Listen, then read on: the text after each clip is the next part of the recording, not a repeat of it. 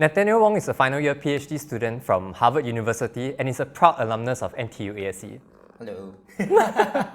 Welcome. Yeah. Okay, so we got Nathanael today to share with us his experience from the beginning of ASE all the way into Harvard. I actually matriculated into NTU 2015. Okay. I'm actually the second batch to be matriculated in ASE. Back then it was like 30 plus people. Relatively small compared to the batches that we have right now. And I actually did a lot of field work back then. I actually only started to really get into research when I was in undergrad. Specifically when I started working under Emma in the end of my first year. Oh, okay. So I didn't know what you worked with Emma. Yeah, I worked with, so basically, I was also part of Nanyang back then. Okay. From my batch onwards, when we came in, every semester at least, or every year at least got one research component. I worked with Professor Kerry C, who used to be director of EOS. I was doing sedimentology and some sedimentology stuff back then. And then in the first summer, so between year 1 and year 2, I decided that I wanted to improve my coding skills because I wanted to do modeling, like coding modeling. And then after that, so I approached Emma, asked if she had a potential project. And then from there, I worked with Emma for the remaining 3 years of my undergrad. So I did a lot of research under her, and especially under Lucia, who used to be a postdoc under Emma back then, and then she's now assistant prof. And so a lot of where I am today is due to their help, because their support. They've been continuously supporting me since year 2 of my undergrad. So. Would you say the CNYang program has led to where you are now? The CNYang program and ASE? CNYang program for pushing me towards research, but the support that has been granted to me in terms of research projects, in terms of funding for conferences, because I actually first went to AGU when I was in year 3, like under Emma's funding. That's very nice. And their support has allowed me to step into the world of research, into the world of academia. And that allowed me to make connections with other professors. Which I assume led to you joining Harvard eventually? That was back then. Have you heard of the Overseas Final Year Project? CNYang. Yeah. Yeah, so that allowed me to do OFYP at Caltech because I connected with someone. Sorry, OFYP is Overseas Final Year. Final project at Caltech. I connected with someone at Caltech, and after that, with that, I also reached out to a professor at Caltech who was interested in working with back then, and then that allowed me to gain not just, because in ASE I was doing computational modeling, but it was for earthquakes. Most of what I wanted to do even back then was climate science. Okay. I wanted to understand tropical meteorology, like rainfall, storms, why is it rainfall? So in Caltech, I actually started to do some climate modeling and work with climate data sets and stuff like that. So that gave me the boost that I needed also to like a jumpstart from geology, earthquakes, tectonics into climate science. Modeling. Yeah, but I think if you talk to Emma or Lucia, they will know that I used to be very interested in weather and climate back then as well at the same time. Sounds like you had a very fulfilling undergrad experience. I would say that it was also pretty tiring because of course, I do so many research projects. And I also overloaded a lot. Okay. I did a second major in physics and a minor in math. Any regrets doing this? What happened is that everybody else in CNYang, even those in CNYang, ASE, they hang out once in a while. They always hang out once in a while, right? I always appear like once a year and then I disappear. Oh. So you're very focused on your craft. It comes with the territory. It comes with wanting to do a lot of things that Singapore itself doesn't necessarily have. I'm sure you will inspire a lot of Singaporean students.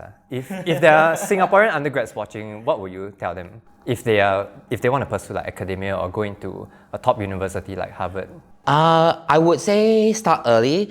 For example, I'm doing climate science and atmospheric science. A lot of people who get accepted into PhDs in atmospheric science, climate science are not people who do meteorology in their bachelor of science. They do physics, or they do mathematics, or they even do engineering. So a lot of the skills that you learn in these fields like coding, like mathematics and physics, they're transferable into atmospheric science, for example.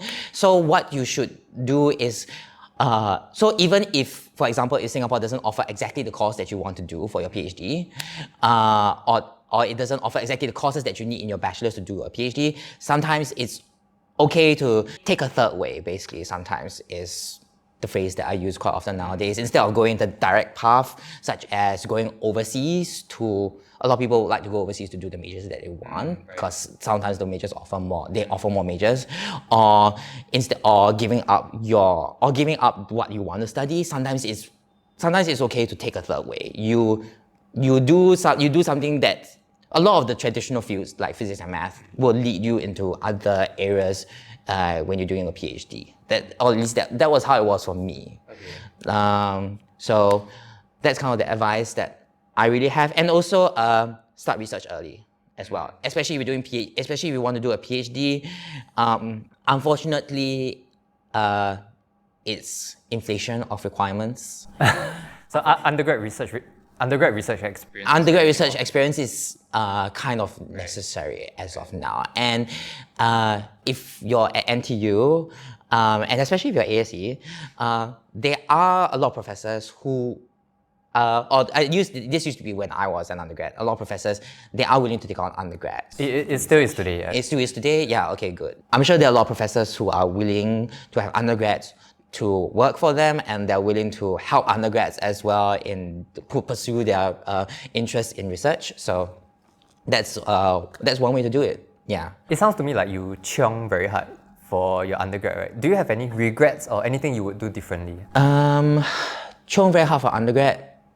No regrets. I wouldn't say I have no regrets. I went into this knowing the sacrifices that I had to make. But sometimes you do wonder what happens if I chosen to relax a bit sometimes.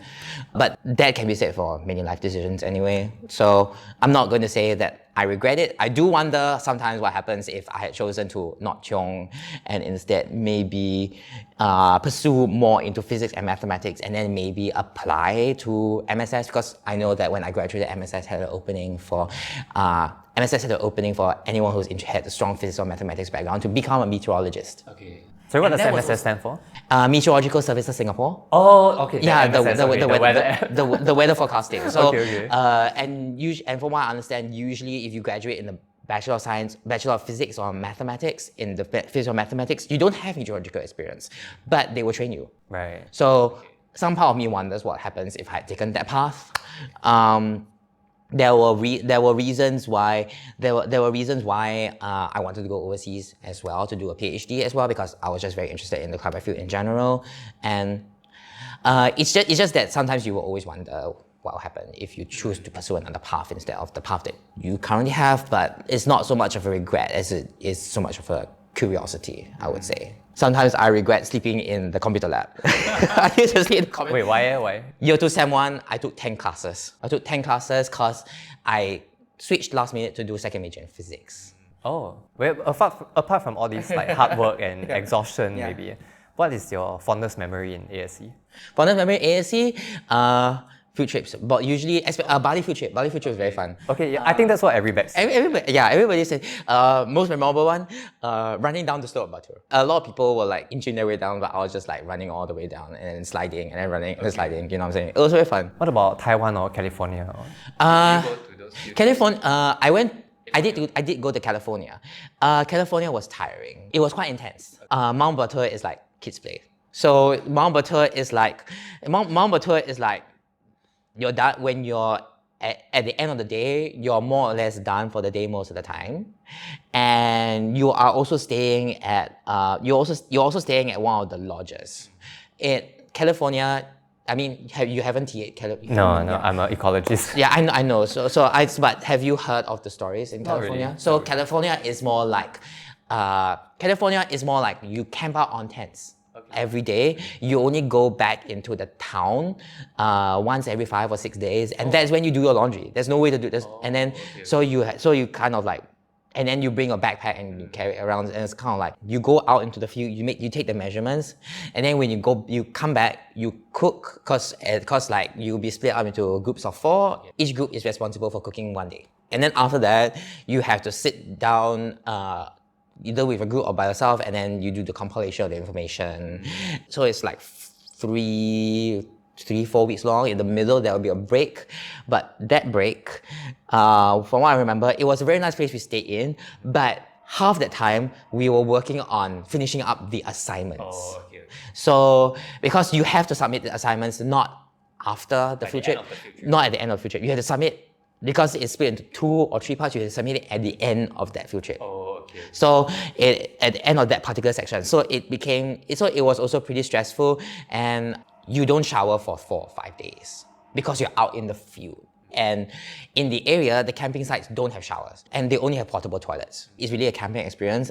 It is a very, very good field trip, but it's also definitely more intense and more academic, definitely more applied. Whereas Bali is, you are still at the exploration phase. It's kind of like your PhD. PhD, you always explore for the first 2 years, and then the next 3 years, you do your readings, you do your deep diving, you do your field work, etc., etc. Same thing, same concept. Yeah, that's why Bali usually is everybody's favorite one. And it's also the one where everybody, the entire batch, is together. Lots of fun at nights, hanging out and bonding as well. I mean, we're all split up into like 2 or 3 groups. And then we come back for the last one. Wait, this is for Bali, right? This for Bali, yes. So that was fun. The entire experience was also just very fun. You know what I'm saying? Nice. And then you got to do a lot of stuff that you wouldn't really do, especially when into the coastal ecology section. Some of us went scuba diving. Oh, not scuba diving. Snorkeling. Sorry, snorkeling, not scuba diving. Yeah. Snorkeling. We still do that. Yeah, we still do snorkeling. I didn't get to do that because when it was my group's turn, waves were too rough. Oh, okay. But during that point of time, there was also some collection outfield. I think Fede brought us outfield to do collection of water samples and stuff like that. So we got to see like the microbiome, and it was pretty cool. Nice. Yeah, so this is an exposure of a lot of different things. Whereas like when you're doing California field trip, it's very much like geoscience things, strike and dip, stuff like that. Okay. Yeah. Now that you have graduated for like 5 years, right? What are your peers working on? Like, are they in like government or NGOs or oil companies or drilling companies? Oil and gas companies, I don't know, and I don't think so. I will have words to say. I know a few people who did go on to do PhDs. If you're a postdoc, you want to have a bit of breadth, right? You want a bit of breadth.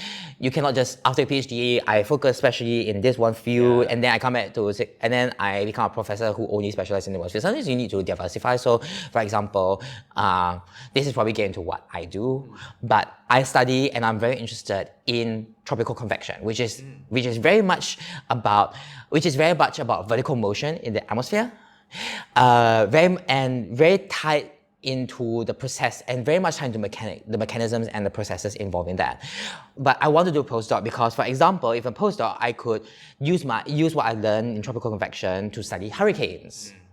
Important part of Philippines. We had 6 hurricanes in 4 weeks. Yeah. And then you could also, postdoc want transition to doing like, for example, machine learning or AI, like that kind of thing. Postdoc offers an opportunity to diversify your... broaden your skill set. To broaden your skill sets and diversify your portfolio, which, especially in a department that is very new, you'd want. True. You'd want multiple things. So I'm not surprised that there haven't been any Singaporeans coming back to do professorship. A few more years. Yeah. Hopefully. Got to see if there are any open positions available too. That also depends on the availability of the positions. That's why we always keep an eye out. You know what I'm saying? I'm always keeping an eye out.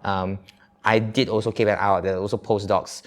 There was a postdoc that was doing about Singapore meteorology, but unfortunately, I was not ready to graduate yet. So that's why I didn't apply. But I do know that there was 1 or 2 postdocs available, but of course sometimes you'd want to do a postdocs overseas as well before coming back to Singapore because experience and the network. Most of my network, for example, is in the United States. Yeah, so things like that. So that's why I think it will take a while. It's something that requires some patience to get the return of investment that you want. Yeah.